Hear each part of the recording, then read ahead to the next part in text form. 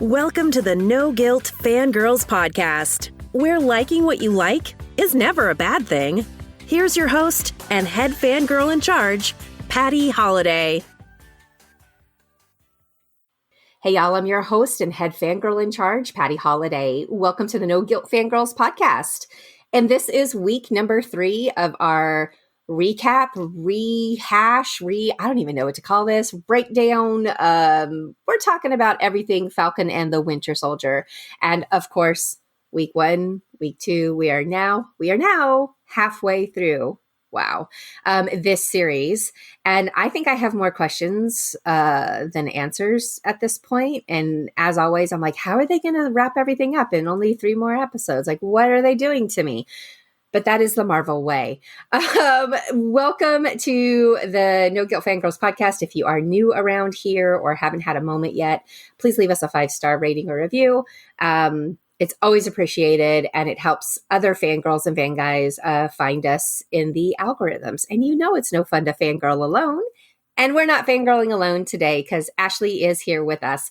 Ashley has basically hopped on board this entire season 4 of No Guilt Fangirls to talk about all these Disney Plus Marvel shows, and it's been fantastic. And we had Jana last week, which I dropped the ball this week on scheduling, and so I'm hoping Jana will be able to come back next week. We'll have to be a little bit better about scheduling and see if that fits in her schedule, but Easter got in the way. So anyway, Ashley's here. Ashley is going to tell us about all the nerdy, cool things that you and I, as casual MCU goers, may have missed, and hopefully fill some of those things, some of those pieces in, because it's a lot of fun, even if you don't know what ultimately they mean. It's just kind of cool to be like, oh, I know that means something. That's basically my life. I know that means something important to someone somewhere.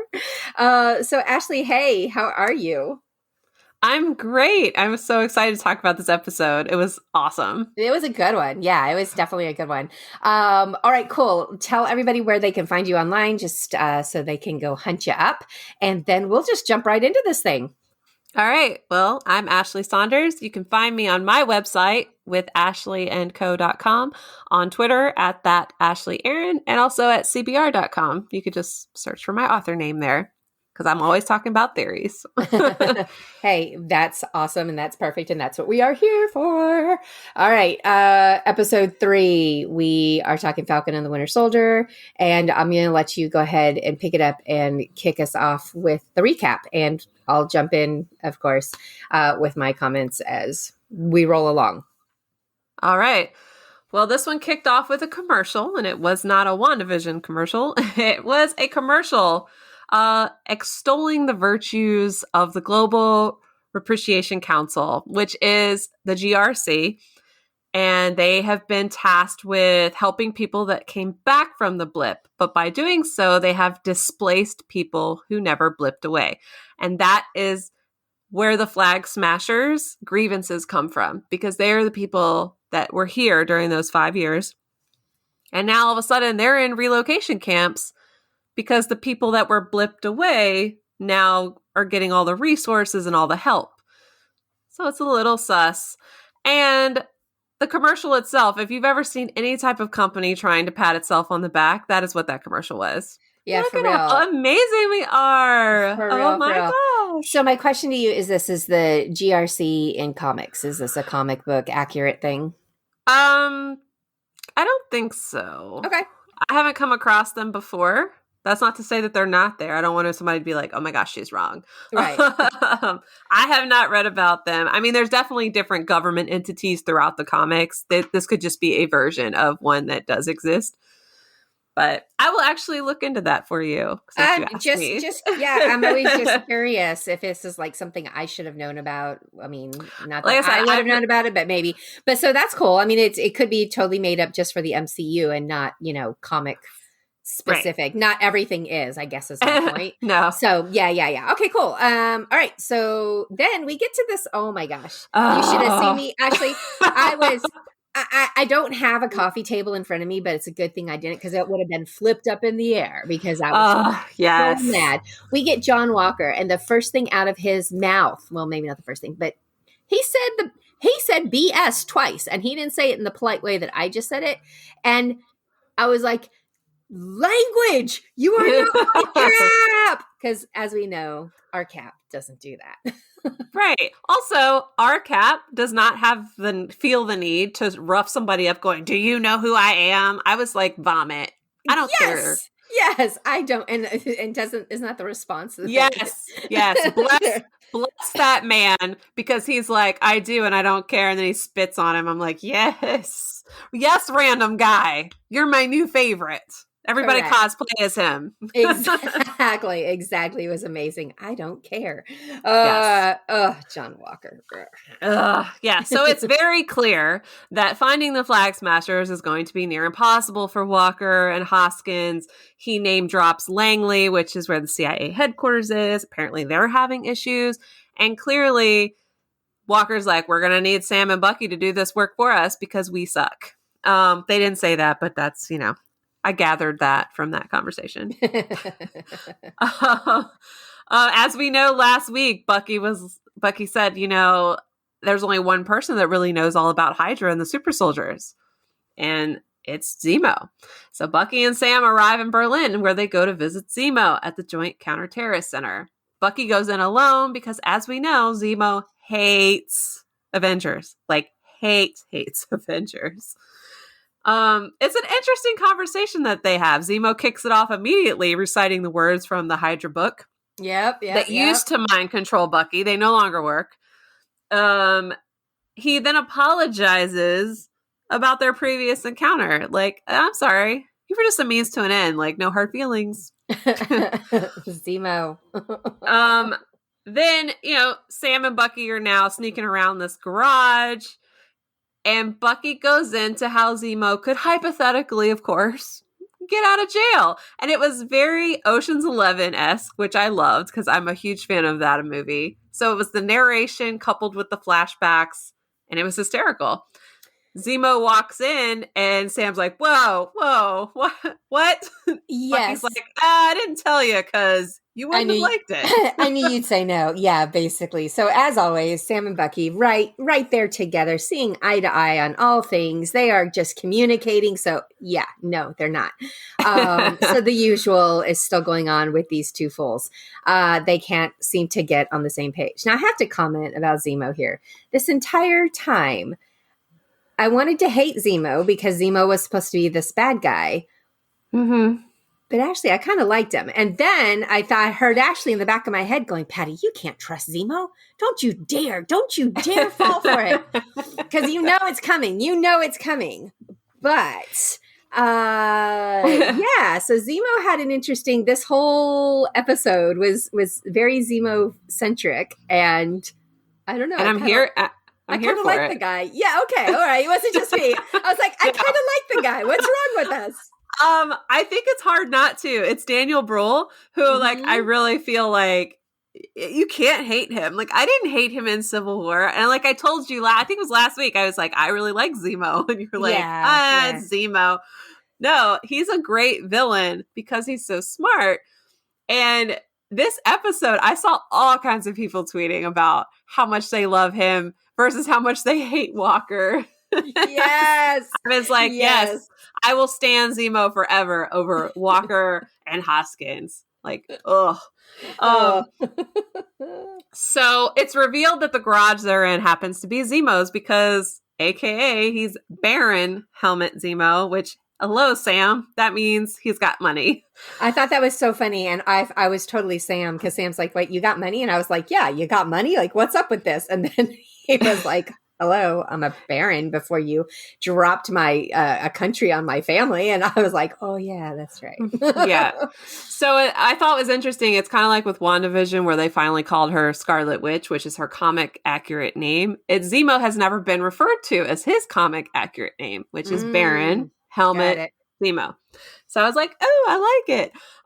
Anyway, so he's going through this garage of cars, collecting some stuff to go on this mission with them. He grabs his golden gun, which was leaked in a product photo I saw. Also, his famous purple hood. So those are comic famous, because obviously I didn't know what the Purple Hood was about, but you did. Yeah. If you look him up and you search Helmut Zemo comics or just any of the Zemo family comics, they all have that like purplish hood. Okay, got it. So that's definitely his comic accurate thing. Okay. So then they walk out onto the tarmac in like this fierce like hip hop video vibe walk. Like I was like, I'm here for every minute of it, honestly. It was great. And we meet Oznick, which is Zemo's butler. The interesting thing here is that he's played by Nicholas Pryor, who previously appeared in an espionage thriller back in the 80s called The Falcon and the Snowman. Oh, that's funny. And that people have actually been saying, I keep wanting to call this The Falcon and the Snowman, people of my age, because 80s, hello. So that's funny. And I saw that movie like a bazillion years ago. Not when it first came out, because I was a little too young, I think, but I know I've seen it. I saw it probably early 90s, but that's kind of cool. Good catch. Yeah. On the plane, you know, they're having this banter back and forth, and Bucky's notebook, which I originally thought was just a nod to the fact that Steve also had a notebook. Yeah, I did too. With very different, things written down in it. But Bucky's notebook is actually Steve's. And Zemo has somehow, like, I don't know, pickpocketed it away from Bucky and was reading stuff. And Bucky, of course, is like, touch it again and I will, like, end you. Yeah, well, yeah. And so when that did happen, I was like, wait. How did that happen? And Rob was like, I don't know. I didn't see how that happened either. So I don't know if that was something. So you didn't really see it either. So I'm just wondering if that was like a I don't know, a bad TV show. Like they cut it in a weird place, or they blipped it to, like, we just didn't know what happened. So I was a little confused as to how Zemo would have this. Yeah, I didn't really see it. I just assumed that he, like, kind of, like I said, he pickpocketed. Yeah. Which is a Zemo kind of thing to do. So I could see that. But yeah. Right. Okay. All right. And what's interesting... Oh, sorry. No. You're fine. Go ahead. I was going to say, what I to note is that Zemo's name is in that book. And you know that he read, like, the whole thing, right? Sure, it's not like he was just reading that one name. You know he saw his name, too. It was like, oh, okay. They have a hilarious interchange about the Trouble Man soundtrack or album, which is from The Winter Soldier. And, you know, Zemo obviously agrees with Sam and Sam agrees with him, but he's like, oh, like, you shouldn't. All right, you're out of line. I mean, you're right, but, like, don't talk about it anymore. Like, yeah, Sam's like, he's right, but no, it's like, stop. Yeah. That was good. That was a good one. Yeah, so it's like that whole chemistry. I swear, it permeated the whole episode. The three of them together, I really loved it. Yeah. So back in Latvia, we see Carly saying goodbye to a woman. It's either her mother or a mother figure. Clearly, this woman was important to her. Carly is the leader of the Flag Smashers, in case you missed that connection. And they're at that, like, resettlement camp, like we talked about, how the people got displaced. This woman's clearly been sick for a while, based on the dialogue. We don't know who she is, but it's clearly upsetting Carly. Our unlikely trio of co-workers has made it to Madripoor. And Madripoor is super important in the comics. It's primarily an X-Men world. Okay. It's a Wolverine hangout for sure. He lies low there. In fact, one of his former lady friends is a crime boss there. And so, to interrupt you real quick, I haven't seen a lot of those movies, so I haven't seen anything with Hugh Jackman in it. I know it's terrible, but is Madripoor in those movies as well? I don't think so. So to be fair, I've seen them. I've only seen them probably once through each. Right. Yeah, it's not your jam. Like, yeah, okay. No, it's not my jam. Yeah, okay. I just was curious because I don't think so. I really don't. I think I would have remembered it. Yeah, I like to connect the dots when we can, and that's why I'm asking. So not to put you on the spot, just out of it was just a curiosity question, because I haven't seen. I think I've seen like 5 minutes of him becoming the Wolverine or whatever. Like, it just isn't. I never could settle with the idea that like the X-Men movies were supposed to be anything other than crap. And so I've had a hard time. I did watch Dark Phoenix. I did do that one. And I even went to a movie theater for that one. But the other ones I still haven't seen. I know they exist. I know they exist. I just haven't done them. That's why I asked. Okay, cool. All right. So we're in Madripoor. And this is, oh my gosh, Sam okay. and this outfit and the comment back and forth between him and Zemo made me laugh. Okay, so all of our guys need to be in disguise. They can't go in as themselves. I mean, mine is Zemo because he's already kind of a bad person anyway. Mm-hmm. But Bucky needs to become a person that he claims is gone, using Zemo's words, meaning the Winter Soldier. Uh-huh. And Sam's disguise is a direct reference to Marvel's Smiling Tiger. Zemo does call him out as Conrad Mack, who is the Smiling Tiger. So the interesting thing about Smiling Tiger is that 1, he obviously hangs out in Madripoor in the comics. 2, he's a former member of the Thunderbolts, which is a organization that Zemo helps found. He also was part of the Folding Circle, and that's how he ended up in Madripoor. This group crashed a stolen Avengers Quinjet in Madripoor, and that's how they came to be there.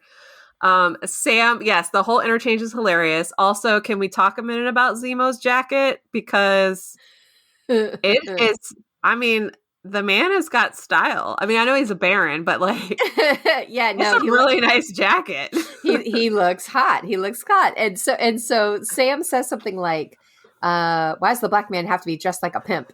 And then Zemo says something along the lines of, only a guy from America would look at fashion forward as being a pimp or something. And Sam was like, oh, really? Like, huh? Okay.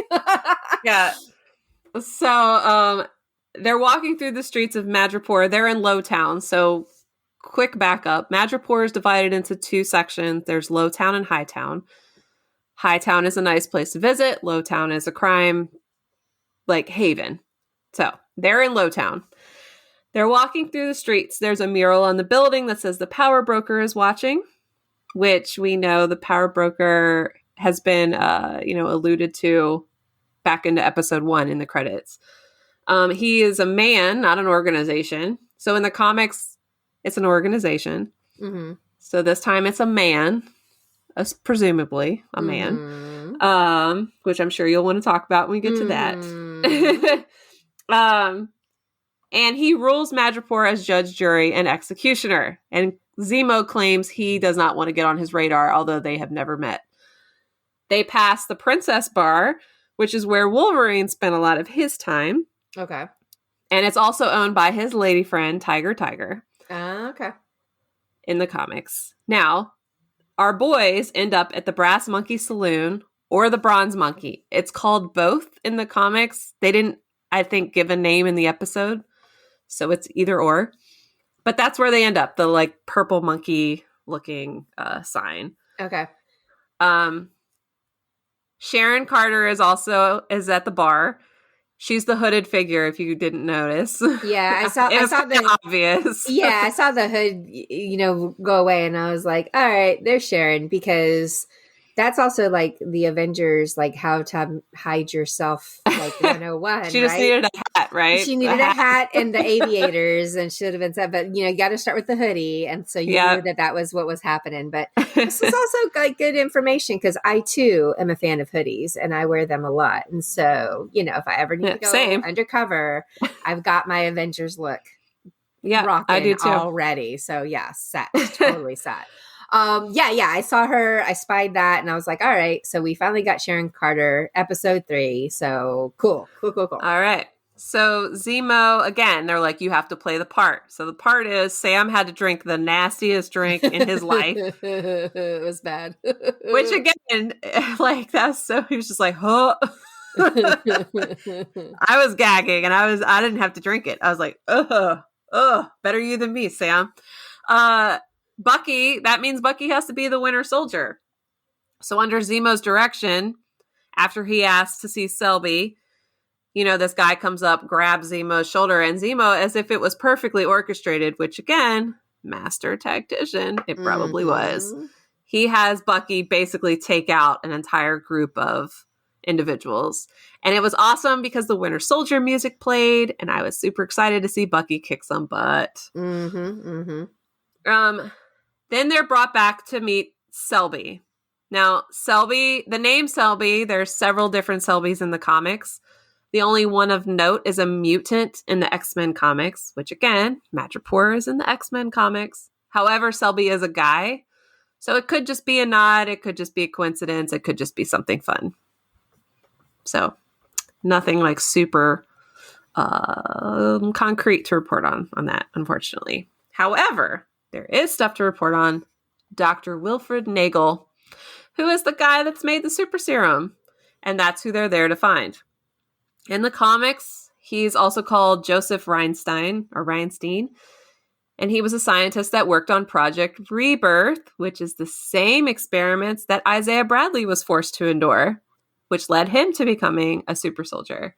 If you remember back to last week, Isaiah talked briefly about his experience, about how, men were coming into a cell and doing all this testing on him and stuff.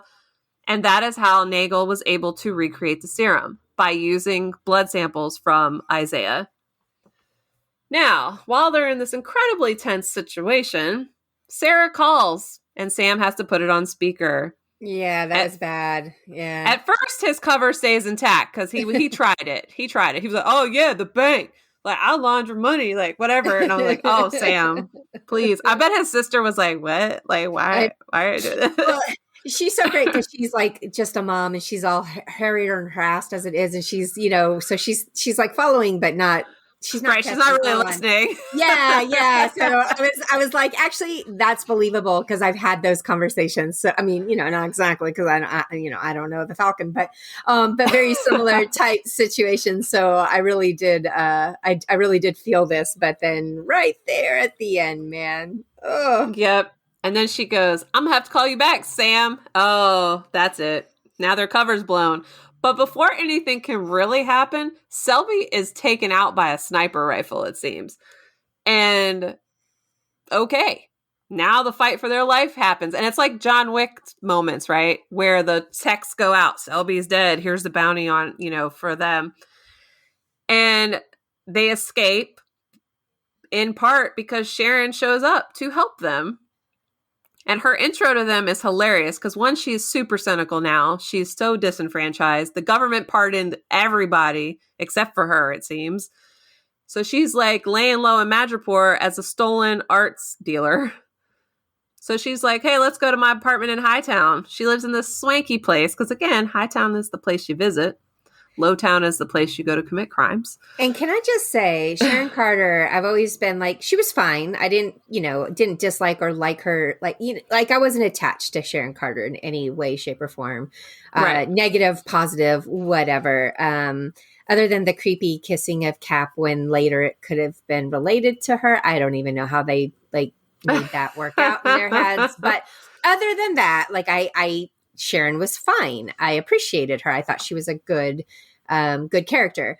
However, when she's like being sassy back and forth to these guys and basically saying, "Oh yeah, you remember how I helped you? And now here I am just like, on the run forever, but you two have your little pardons." I appreciated that. I was like, you get him, girl. So yeah, I liked this scene of kind of seeing where Sharon landed and how she landed, which was basically, she's doing fine. It's just not where she wants to be. I think she wants to come home and she wants to be, able to go back to her old life in a sense. But all right, I'm going to say it. So is she power broker? Oh, so we want to do that. All right, we'll talk about that. Let's talk about that. So is she?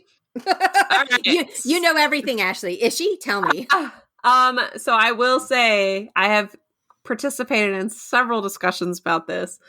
I am not 100% sold on that theory. I get it. She's suspicious.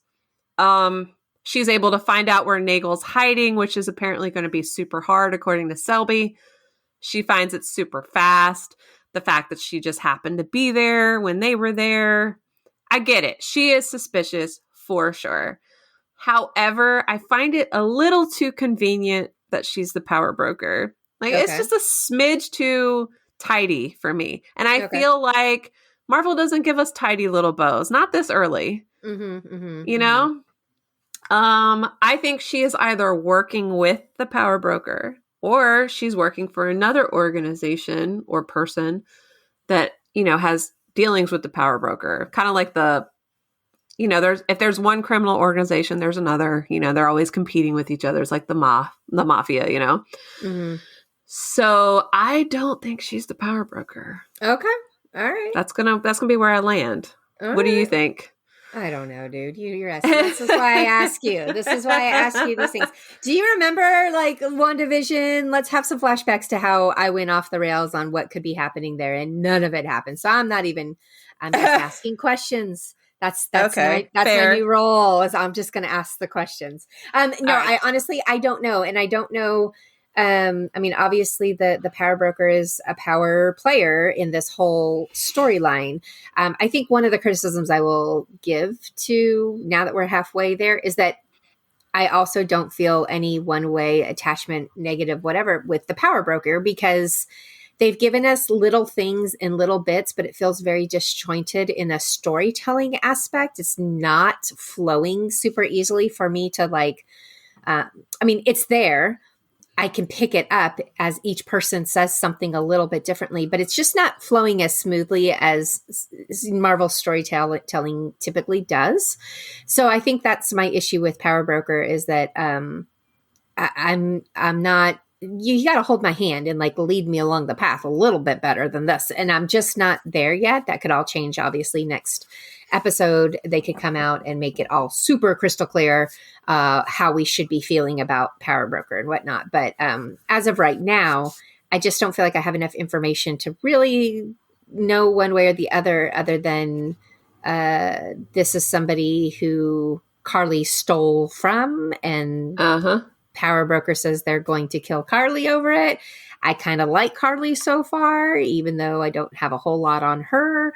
You know, I feel like we haven't gotten deep enough on anything other than the Sam and Bucky sitch. And now we get Zemo. I do feel like they gave us a lot of good juicy stuff with Zemo in this one, for me to make really a whole lot of predictions, I guess is where I'm gonna shut up now and roll on with that. But that's kind of where I am with this one. Is overall, I am loving this series. I really do enjoy it, but it's just doesn't have quite the same flow, storytelling, you know, that the WandaVision did, or that even the movies tend to have for me.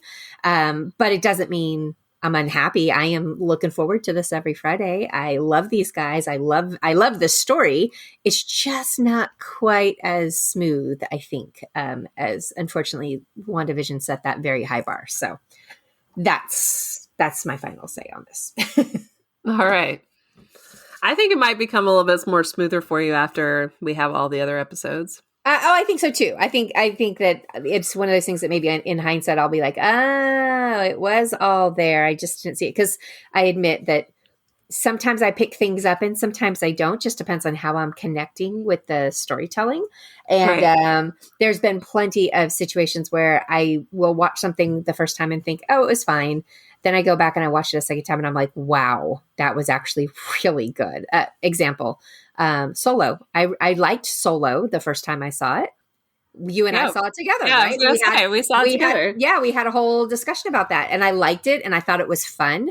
But then when I went back and watched it a second time, I really liked it, and it's now one of my like little secret hidden gems. If you don't want to watch Solo, that's fine. More Solo for me, because I really like that movie. But yes, it was something that had to grow on me a little, or it had to sit with me a little bit longer. So that could absolutely be the case here too. Yeah, I'm fair. All right. So Nagel, they find him. He's in a shipment container, which is like a makeshift lab. And Sharon's outside keeping watch while Bucky, Sam, and Zemo go in. Now we know Zemo hates the super soldier, program. If you think back to Civil War, he went to Siberia not to activate the Winter Soldiers, but to take them out, because he doesn't believe these types of people should exist. So we learned that Nagel actually worked on that experiment, but obviously it failed because Zemo made sure of that. He was then recruited by the CIA and given the blood of Isaiah Bradley in order to recreate the serum. He was eventually successful, but then he was blipped away. When he came back, the program had been shut down, and he left. Now, the power broker was all about it. He's like, cool, I'll finance your research. Come hang out with me. Mm-hmm. So Nagel has been working for the power broker. We know that he successfully made 20 doses. So here's a little math. We have 20 doses to start. There are 8 super flag smashers. That means that there's 12 left because Carly took all of them. Okay.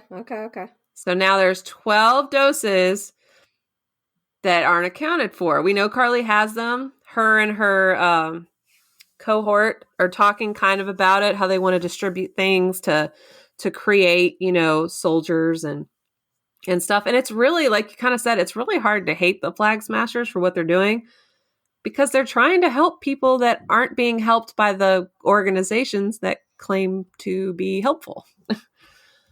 We learned that the woman that died was Danya Madani, and she is either Carly's mother or, again, someone she was obviously super close with because Carly clearly was upset. She died of tuberculosis. Nagel was not able to help her save her life. He also let it drop that tuberculosis is common in those relocation camps, which if you've ever had to sit through a history class about, concentration camps and stuff like that, that's the type of disease, a respiratory disease that would spread quickly in close quarters. Zemo takes out Nagel because, again, Zemo's not about this super soldier life.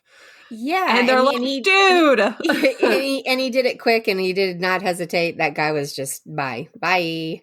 Yep, for real. Bye. That's right. And his lab goes up in flames because out of nowhere, like a missile gets launched into it. Sharon's outside kicking people's butt. See, again, it definitely is a little suspicious that that's happening. But if she was the power broker, like, why is she fighting off people who are after Sam, Bucky, and Zemo? I don't know. Like I said, it doesn't work for me in all aspects of that conversation. Okay. So yeah, they're fighting on the shipyard. Zemo ends up helping them. He puts on his purple hood, which I was like, yes, here we go. And he turns into like this like kick butt kind of guy. We have never seen Zemo take on a group of people. He has for sure taken out one person at a time. Right. But homeboy can fight. I was impressed. I was like, okay, Zemo, I see you. Yeah, that was fun. And I knew, obviously, when he put the mask on, I was like, why is he putting the mask on? He don't need to put the mask on. But I figured it was a comic book. Like, it was for you nerds out there who probably jumped up and screamed and squealed. But I appreciated, like, we got the mask. We got him fighting. And then I got suspicious because I was like, wait, where did Zemo go? Like he disappeared right afterwards. And I was like, oh, he did not. He like totally, I thought he'd done the boys dirty. So I thought he was out. And I was like, oh man, Zemo, I was rooting for you. We were all rooting for you. But I really did. I thought he was gone. Yeah. I mean, he definitely in a couple instances throughout this episode made it seem like he was going to ditch them. And this was one of them. Torres comes back to Sam saying, hey, look, I found that Donya Madani woman. She was in a relocation camp in Riga, which is where, again, Carly was earlier. So that's where they decided to go. And Zemo, who did not disappear, in fact, he just went to another shipping container where his like super cool old school Pontiac Firebird just happened to be parked. Which, yes, it was like... Again, it's like, you want to talk about suspicious? Yeah. Let's talk about the fact that Zemo, one, had a car just, a couple rows over. And two, he then was like, I know, I have a place where we can stay in Riga. Do you? Like, I know you're a baller, but really? Again, a little suspicious. A little suspicious. We got to keep our eye on this Zemo guy because he seems to have his hand in a whole lot of things, including apparently his very deep pocket where he has a stash of car keys and he can just like any random vehicle that he has stashed all over the world. I don't know. But yes, so he takes the purple mask off and he rolls up and does the whole Mean Girls things. Get in, losers. Get in, losers. And they all jump in the car. And then, of course, we had that great callback to they jump in. War. Yeah. I love how Sam didn't even he's like, you're not going to move your seat up, are you? Nope. Nope. I was like, ooh, payback, Sam. You know what that is. And before we leave this area, Sharon gets in a car with a bodyguard, claiming that they have a couple of problems they need to take care of. That's a little suspicious. And I think that's where people really are like, she's the power broker. Yeah, she's something, right? She's not just she Sharon has Carter, to be something, getting by on her wits or whatever. She's a big dog. She's rolling. She's got something going on. But again, I did also love watching her take down 7 dudes or whatever it was. Yes, that was pretty dang awesome. But yeah, Sharon's somebody. Zemo is continuing to just throw these little nuggets of his amazingness out, and and we just fall more and more in love with it. Oh, we didn't mention when they were in the club. Oh, his dance. Zemo's dance. It was so bad. And what cracked me up is Daniel Bruhl on Instagram. He actually shared that gif of himself dancing. And he's like, well, when you've been locked up so long or something like that. Oh, that's funny. I was like, oh, bless him. I love it even more now. Yeah, exactly. All right. So yeah, now that's done. And we get back to Carly, right? Yes. So then we go to Lithuania. So Carly is not in Riga. And her and the Flag Smashers are at a GRC facility where they're taking supplies. It's mostly food and possibly some medicine. She literally is talking to the guy going, you've been sitting on these supplies. You have months and months of worth of food and there are people starving. So remember that commercial where they were patting themselves on the back? Yeah, okay. They're patting themselves on the back while starving innocent people. So the Flag Smashers essentially are just trying to help people. And you're like, all right, I sympathize with them. I mean, sure, they kicked Bucky and Sam's butt, but she also punched John Walker in the chest. And that was pretty awesome. However, I don't know if it's because she's grieving or if the serum is somehow unstable, because as we know from Captain America, the first Avenger, the serum can amplify, at least the original serum, can amplify qualities, both good and bad. So she blows up the building with people inside. And her friend is like, wait, there were some people in there. Yeah. And she goes, this is the only language they know, which she's not wrong. But at the same time, it felt like she was deviating from their original mission, their original goal, which kind of freaked her friend out. Whoa, you went left. I don't like that. And then we're on Zemo's plane headed to Riga, and Sam admits that he did the wrong thing. Maybe I should have just destroyed the shield. But Bucky reminds him that the shield means a lot of things to a lot of people, including himself. They get to Riga. Bucky kind of steps back a little bit. And he's like, I'm just going to go take a walk. And they're like, all right. They think, Sam, I think, thinks that he's just kind of trying to deal with the whole, I had to be the Winter Soldier in Madripoor. I'm dealing with Zemo. Lots of old demons are coming back. But in truth, Bucky leaves because somebody is waiting for him. And that someone happens to be Ao from the Dora Milaje. Yes. And I was like, oh my God. I cheered so loud. Now, I also missed, he picked up one of those beads and he's like, you dropped this, and he's walking around, and I saw the bead and I knew, I saw it in his hand, but I think I missed where he got it from. Did you see that also? Or was that again another bad edit maybe that they never showed him actually picking it up? No, they did. They showed him. They did. Okay. I just must have looked away or whatever. So, yeah. Okay. It was like he was following breadcrumbs. Okay. Got it. Okay, cool. So she tells him that she's there for Zemo. He doesn't seem surprised at all to see her, which again, if we want to go back to the whole, White Wolf story, I honestly think Bucky told his Wakandan allies, his friends. It might have been Ao, it might have just been, Okoye or Shuri or whoever. He told them he was getting Zemo out, and he knows that they want him for justice because of what happened to King T'Chaka. So he was not surprised at all that they just happened to be in Riga. So I wouldn't be surprised if Bucky's got some of those beads, because those bracelets, they communicate things. If he's got one like somewhere on his body, maybe it's built into his arm. Who knows? Like he can just kind of like be like, do, do, do, and like text from his arm or something. I don't know. But I fully believe that he told them he was getting Zemo out so that once Zemo's usefulness is gone, they can swoop in and take him back to Wakanda. Well, they're not gonna let that guy go. So, oh no, not at all. So sucks to be Zemo. You better have some place you can hide, my friend, because I would not want to mess with the Wakandans. Nope. Not at all. All right.